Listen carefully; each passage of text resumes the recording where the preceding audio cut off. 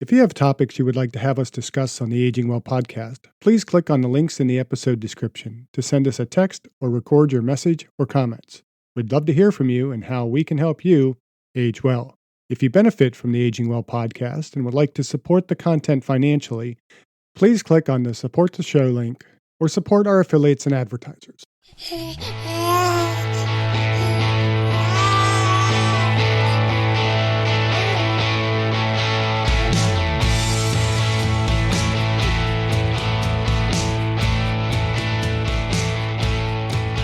Welcome to the Aging Well podcast. I'm Jeff Armstrong here with Corbin Bruton.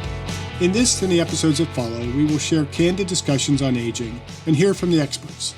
We are here to inform and encourage as we experience, aging. It is our pleasure to be joined in this episode with one of my esteemed colleagues from Western Oregon University. Dr. Margaret Manoogian is a professor in the Gerontology, Aging and Older Adulthood Department of the Behavior Sciences Division.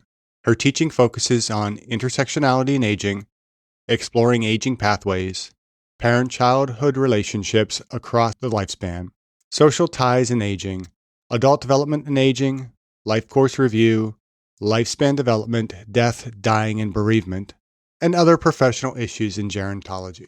All right, so Dr. Manoogian, welcome to the Aging Well podcast. Thank you.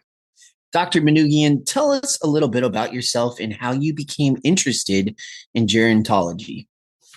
Well, I don't think that was my intention when I was young, but I am the daughter of immigrants, and I had two sets of grandparents, and they did not speak English. And so I grew up in the San Francisco Bay Area, and down the street from me was an older woman named Polly, who was from Birmingham, Alabama, and she'd been a school teacher. And she was probably, when I met her, I was probably 4 or 5, and I used to visit her every day. My mom would let me walk across the street to her house, and she taught me to read and would feed me a cookie. And she had a bookshelf, and I could bring a book home with me. And Polly was part of my life up until she died. She had to transition into a nursing home, which was what it was called at the time. And we went to visit her there. I was pretty insistent. It was pretty brutal to see her there, and they've definitely changed over time.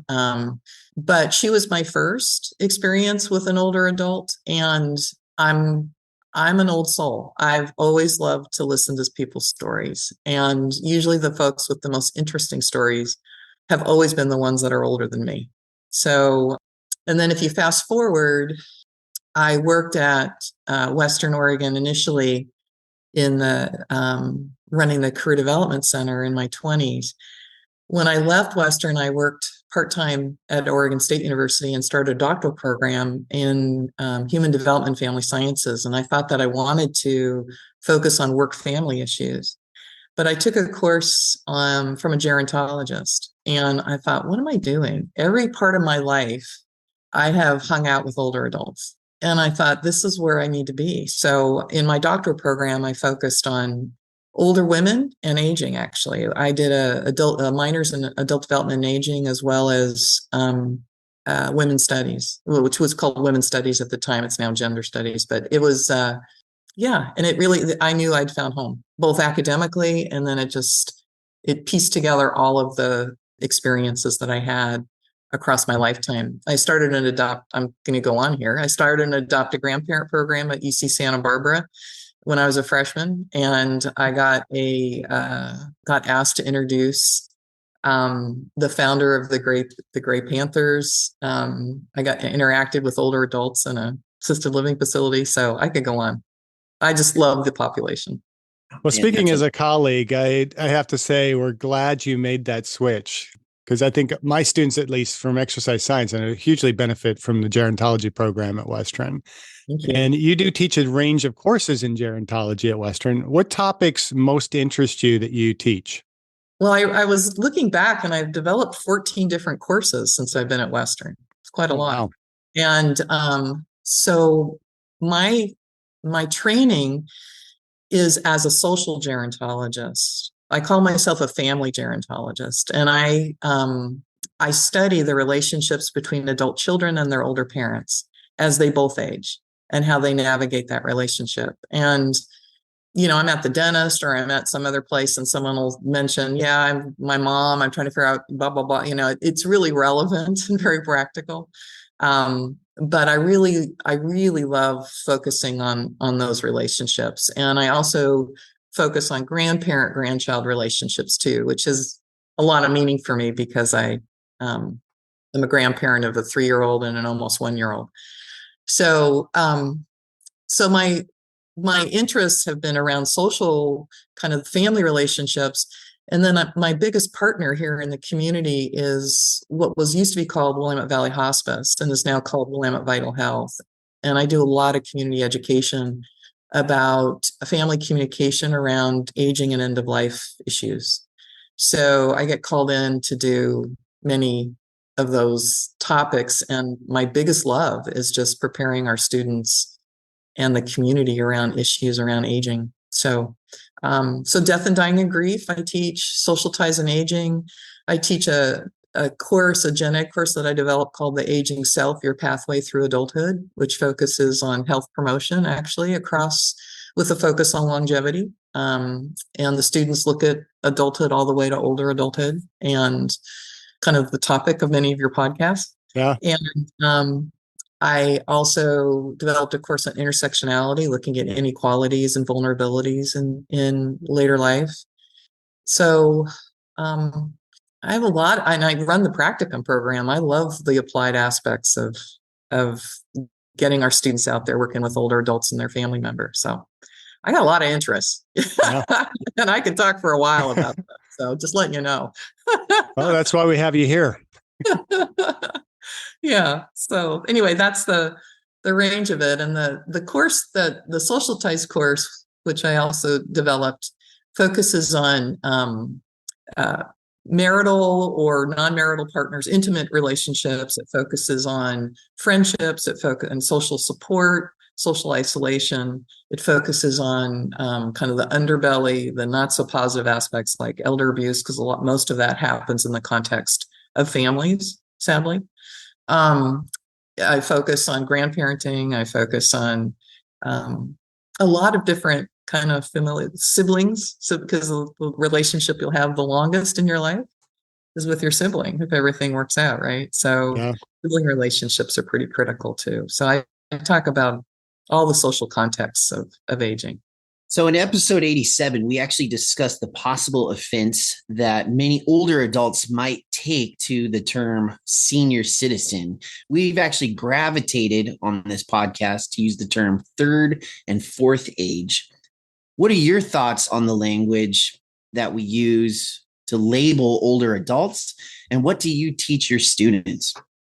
So almost every class that I teach, I focus a bit on ageism. And the reason I do that is that we bring a lot of gerontology is really interdisciplinary and the biological, psychological, and social aspects of aging. And a lot of my courses attract people across majors, like the gen ed course that I explained and stuff.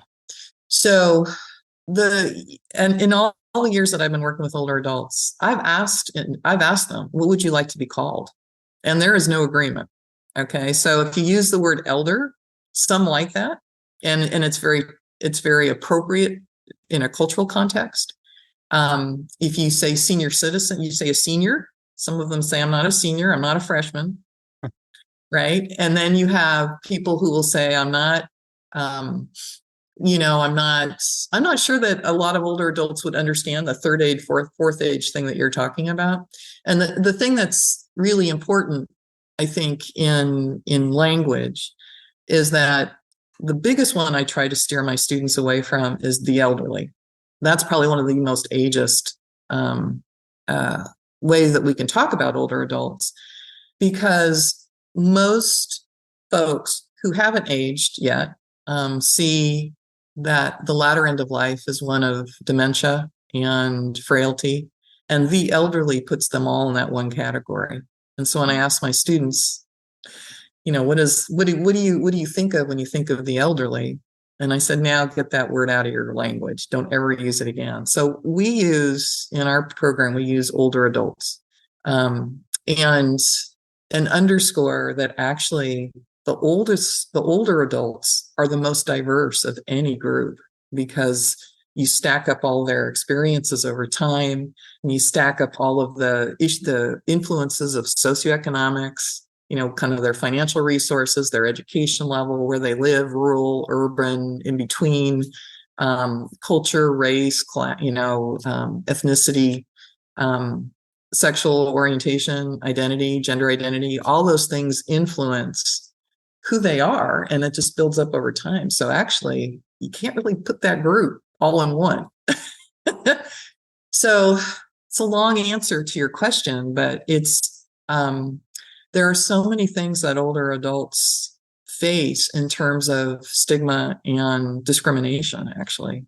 And I think it's critical. It's an age when people want to be visible, and they have a lot to offer. And so giving them voice to how they want to identify is what I try to do. But older adults is the term we use formally in our classes.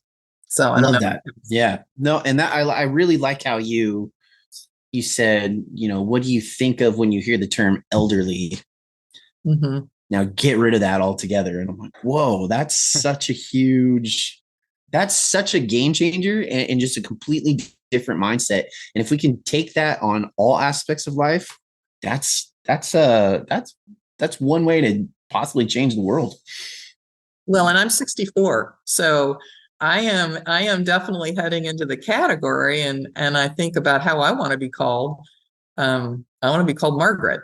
Right. And I don't want to be called a geriatric, I'm in a geriatric, category, or that I'm, elderly, I'm part of the elderly. I don't want any of that. And I also really want to dispel, I think, the myth that everybody is going to age and end up in a community where they're going to need advanced care because they have advanced dementia. It's just not the reality of what most of us experience in later life. So, yeah, I think that's why I think we tend to gravitate more toward just saying older adult when we're referring to the podcast. But also the reason I've kind of embraced the third age, fourth age a bit is because that's not relevant to your age per se. It's relevant to kind of that status of your health and well-being of where you are. And we try to encourage people to do the things that are going to put them in third age for the longest period of time. Mm-hmm. I don't know when either of you or I are going to be retiring. I hope not too close in the future, but I'm not at 60. I don't think fitting into that third age yet. And so I want to wait that off as long as possible. And then my goal in fourth age is for it to be a matter of hours or, days or, weeks at the most. I don't want to spend years in fourth age, because that's that category that kind of tends to fit the description that we call elderly. And I think for us to use third age and fourth age is really intended to that period of time that we're referring to, as opposed to the individual as well. And I do like that idea. And we'll get into kind of your intersectionality piece here in a little bit in the podcast, but I'm not a big fan of describing people in these large categories of, this is your silo. You hit this age point, so you are now this. Well, no, you have so much else going on in your life that makes you different than the person next to you that might be the same age, might be older, might be younger. So the other thing to keep in mind too, my background's in human development. So when I focus on parent-child relationships, I focus on them from the very beginning to the very end. So you have to look at parent-infant, even, like what happens as that baby, through development all the way across, and how those folks, and it could be a grandparent raising your grandchild too, but how that caregiver-child relationship transpires over time, right? And so I understand that. I understand the life course, and there's so much variability. So I think of it as chapters. Yeah, and that's a good way to look at it for me. And I am retiring. I'm retiring in, not that I'm counting, but in 11 months. And so I did not know that. That's sad to hear. Yeah, I officially announced back in April to my division. And in part because there's a lot more that I want to do. And I won't stop doing some of the things, but I've got other chapters, and they don't include grading papers. So so that's the way I think of it. I was looking forward as we're launching our graduate program in human wellness and performance, that we would have so many more interactions with you and getting our students kind of taking more of your courses. And now to hear you won't be around, but I'm sure somebody will replace you. That I'm definitely replaceable. Yeah. Well, not replaceable, but can be substituted for, I guess is the way to look at it. Yeah. So I didn't even have you as a student, and just in this podcast alone, I'm learning so much from you. So I'm like.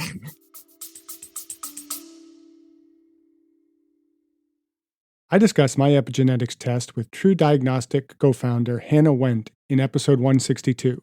Epigenetic testing measures baseline and changes in your pace of aging, giving you the power to steer your anti-aging or health and wellness journey in the right direction. I learned that I am aging well. Click on the affiliate link in the episode description, use the promo code AGEWELL, and receive a 12% discount on your epigenetics test and monitor your pace of aging. I often, when I have students that are looking for elective courses that kind of take within a major, it's like, go over to gerontology, because again, partly it's, this podcast is launched from my passion with the fact that I want to delay the negative sides of aging and what most people tend to perceive aging to be, and say, aging is just a number. And what can we do to improve that aging process? And I think on the podcast, we tend to kind of favor a perspective that aging begins at conception. And you kind of said that to a point. And that kind of leads me into my next question, which one of your areas of research involves intergenerational transmission among families. What is this, and how exactly does that relate to aging well? My passion is intergenerational relationships. And I became curious when I was a doctoral student about the transmissions that happen in families, transmission of family identity, transmission of health. So for instance, when I was working at Ohio University for 10 years, I collaborated with the professor of nursing, and we went out into Appalachia and interviewed family members where one person had type 2 diabetes. And my colleague, Sharon Denham, she interviewed people who had type 2 diabetes, and I interviewed the family member who was in the context of the family, and often it was an adult child, or it might be a spouse or a partner of some kind, to see how health was managed in the household. And so health is also, so these transmissions, I guess the way that I can describe this are, these transmissions can be how we transmit family identity, family culture, health, ideas around health. So for instance, this young woman I interviewed, she said that her mother would make her, when she came to visit, would make her check her, prick her finger and check what was going on in terms of her own situation. And she said, my mother's determined that she knows I'm going to get this.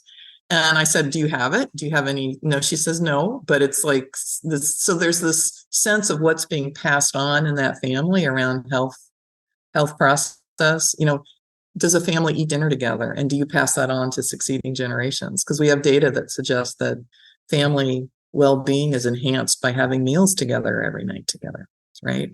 So there's so much that we pass on. So I was real curious about that, and I've studied that in families in poverty in Appalachia. I've studied that in my doctoral focus was I interviewed 30 older women who were first generation out of the Armenian genocide. So a little bit about my background. This is a rambling podcast interview. That's fine. Our podcasts usually are. My grandparents were genocide survivors. So in the early 20th century, they were from different parts of what is now Southeast Turkey. And my grandfather, his parents were killed. His sisters were killed. He was an orphan. He eventually made it to the United States. My grandmother, her father was killed in front of the house. She and her older brother and sister survived. The siblings all survived. Three sisters and one brother. My great grandmother was forced on a march to Syria with the youngest daughter. The youngest daughter survived, but my great grandmother died on that march. So, and then on the other side of me, my mother immigrated from Germany. And in the German culture, it's like I have all these things that goes to the oldest daughter that's from the Bavaria, whatever, and I've got a dish here and with a little thing in German. And so I have these things that have meaning that's kind of like, this is really important. And my grandmother it was really important for her to pass that on. When I look at my Armenian side, I have nothing, right? Because they came with nothing. And so there's a whole literature in gerontology and psychology about the meanings we attach to things. That's a form of transmission, right? Mm-hmm. Here's this tool that I use to work on the railroad, and I'm passing it on to my grandson or my granddaughter because this has meaning to me, right? Or the pot that grandma made the best Italian spaghetti sauce in, it gets passed on to the next generation. But I was like, okay, so I have these things on my German side, but what is being passed on from my Armenian side? So I started there, and I have done a lot of research around that, and I've presented that. I even recently collaborated with a New York playwright, and we did a kind of an interesting collaborative thing around those Armenian stories about that. And in a lot of oral cultures and individuals that don't have things, it's the stories. It might be the family stories that get passed down. It might be the rituals that, like Corbin, maybe you have a grandparent that taught you how to do something. That's an intergenerational transmission. It might be the written family history that gets passed on. It might be an appreciation for wild places and for, whatever it could be. I don't know. But the fact that you brush your teeth in the morning and at night, who taught you that? So there's like different things that get passed on, and I'm intrigued by that. And so I spend time talking to younger people, about, what tell me about your relationship with a grandparent, and are there things that you feel that they've passed on to you? And a lot of times it's values. Certain stories. It might be an article, like it can be something material, but typically not always. And in the face of complete adversity, like what happened on my one side of my family, what ultimately does get passed on was the question I was starting with. So yeah. That's fascinating. And I tend to kind of teach some of the same stuff. I don't use that same language.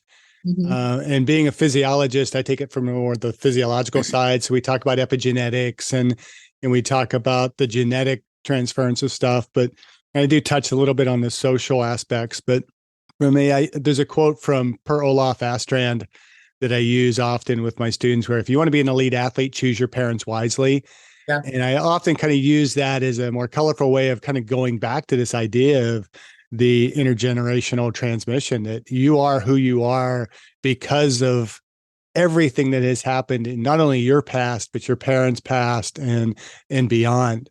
And I find it hugely fascinating just from a physiological standpoint, as well as, social and behavioral and everything else. And I think, I think that's great. I think one of the things that I've focused on is that transmission of trauma, because that is definitely in both sides of my family. Because my German side, they immigrated after World War II, and my mother was a young girl in Germany when during World War II, but that's the epigen. I believe in that. When I traveled in 2014 to Southeast Turkey with a group of Armenians, we spent over 2,000 miles going through that area, visiting ancestral homes.